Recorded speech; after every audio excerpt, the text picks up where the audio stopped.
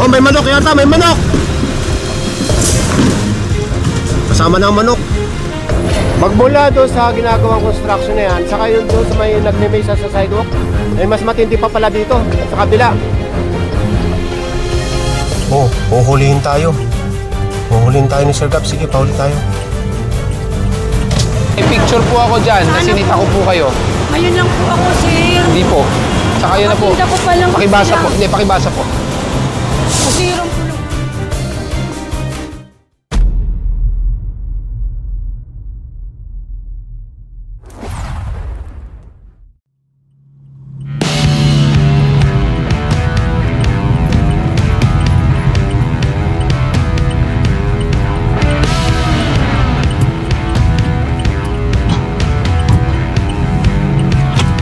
Kabila, may mga truck na dito na kabila, ha?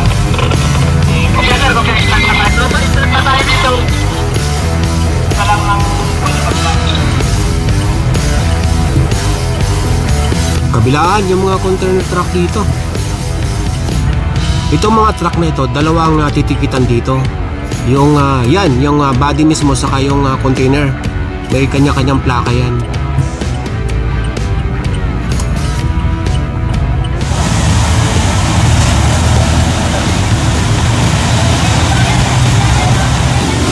Magandang umaga sa inyong lahat. Nandito tayo ngayon sa may dagat-dagatan area or dagat-dagatan itong kalsadang ito. Itong dagat-dagatan ay alternate route. Tumawid tayo dito sa may Lapu-Lapu. Ito Lapu-Lapu, dagat-dagatan. Ang mga kino-complain dito, yung mga nadaanan nating mga container truck. So, lahat ticket na ito.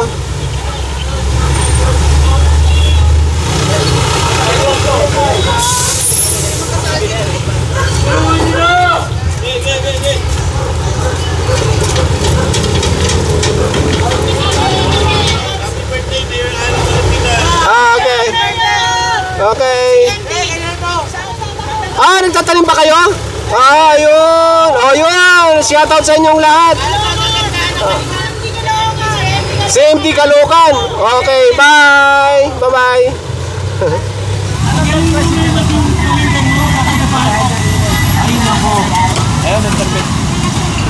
So, iwanan natin yan at linisin. Meron pa sa unahan. Ito, mas matindi rito.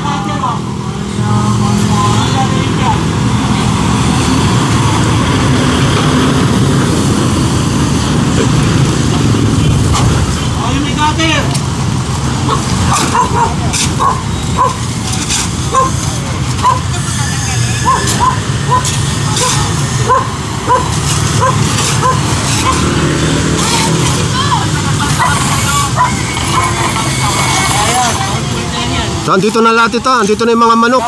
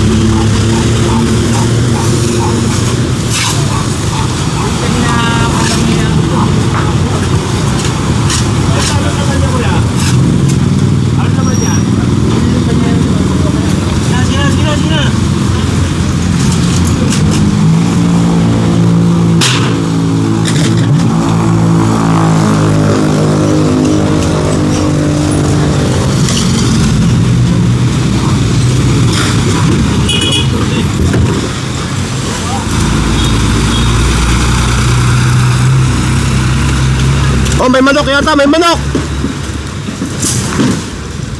Kasama na ang manok.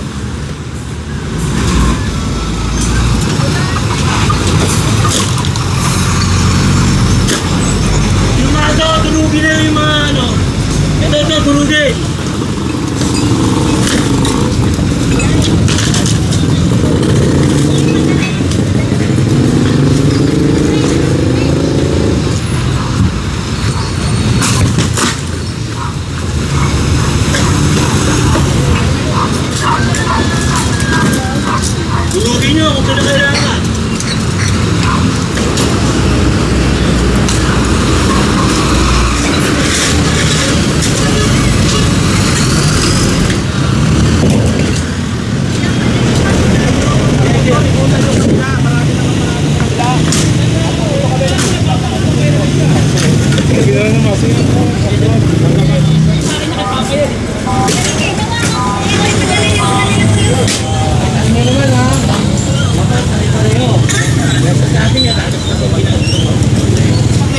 Nasa dagat-dagatan pa rin tayo at nadaanan ito. Ano, hindi naman ito ambulance eh. Private dahil hindi pula yung plaka. So andito naman yung mga staff nitong rescue. So ticket ito at aalisin na lang. Ito mga motorsiklo, ganun din natikitan. Andito naman yung mga may-ari. Itong fire, okay na yan, hindi na matitikitan yan dahil hindi naman nakaharang sa sidewalk.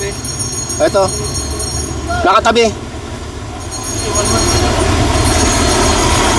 Ngayon tatanggalin lang itong yung service na ito. Dahil nakaharang talaga mismo sa kalsada. Ito na yung mga tow truck, naabotan na natin.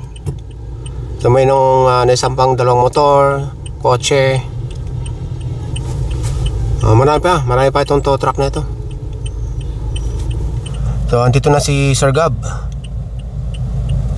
Uhulihin tayo. Uhulihin tayo ni Sir Gab. Sige, pauli tayo. Hi Sir Gab, pwede magpa-picture? Naka-obstruction ka, alis ka dyan. Sorry po. Sorry po. Pa-picture muna, pa-picture. Doon po, alis. Suplado.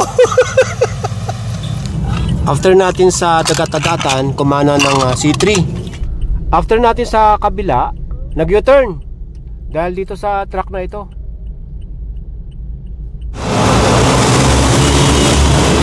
Well, trailer.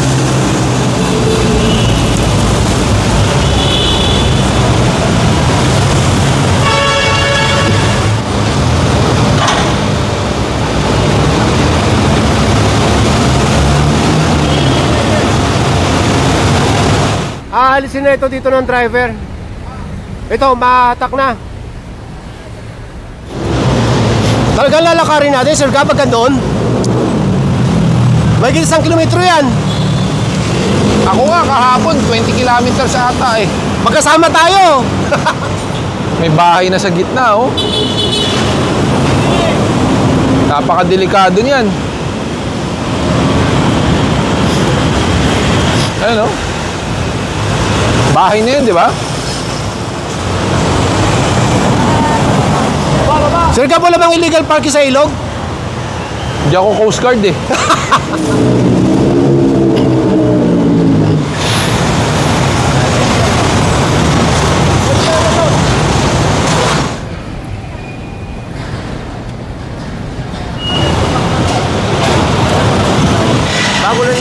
Hindi, dumaan ako nandito.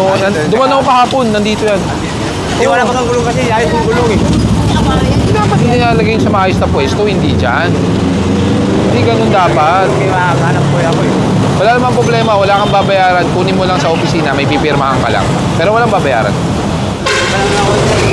Kaya kasi sabi ko, pwede niyong kunin yan, walang babayaran. May pipirmahan lang kayo. Para meron tayong kasunduan na hindi nyo na ibabalik talaga sa bangketa. I-search mo lang MMDA. Isa lang naman ang opisina ng MMDA. Ha? Wala kayong babayaran. Itong kanan natin, Caloocan. Yung kabila, Navotas.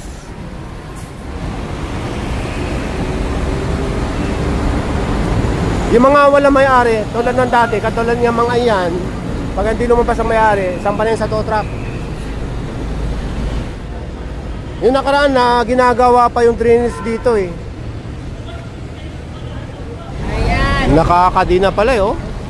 Nakatanikala, malaki yung kadina. Yun, putol. Sampa na yan sa sa Skog. Mayroon yatang ikakarga.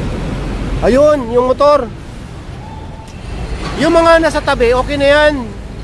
Yung mga dito lang mga nakaharang, hanggang doon. Wag lang harangan ito dahil ito malalakaran pa. Pwede ba tabi na lang to? Bukod sa nakatanikala do sa poste na yan, ito nakatanikala pa yung gulong.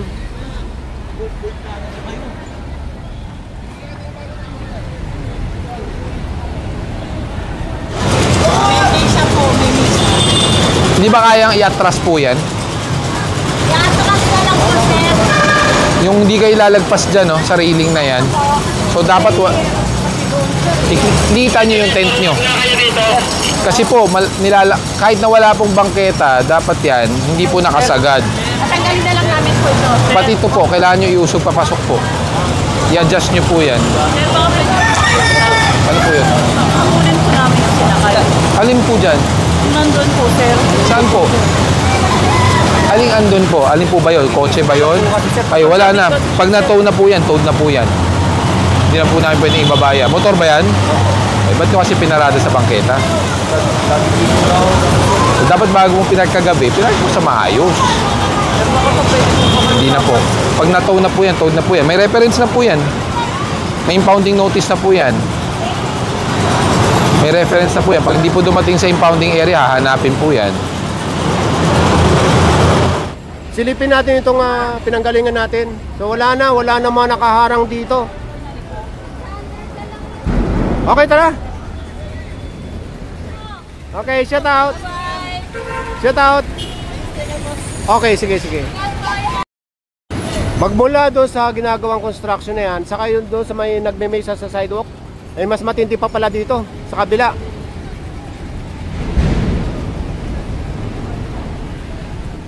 Ginawa ng extension ng hanapbuhay itong bangketa. O pati no, ano yun lugawan.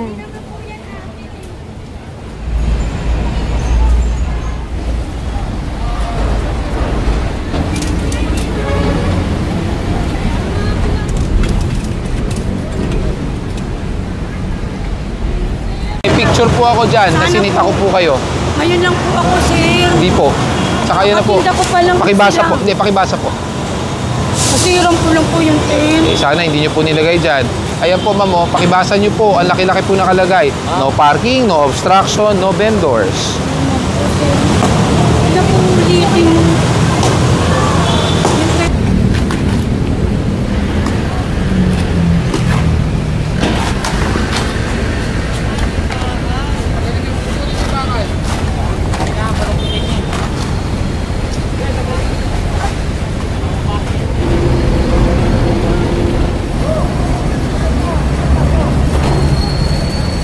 Sirain mo na lang.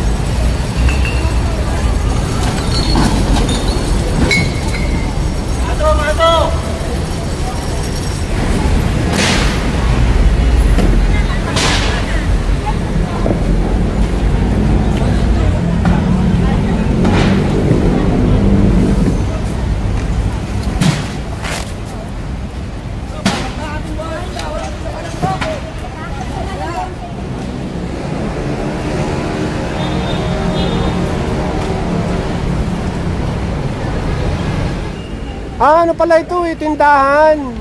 Yun nga lang, mayroon na extension sa bangketa.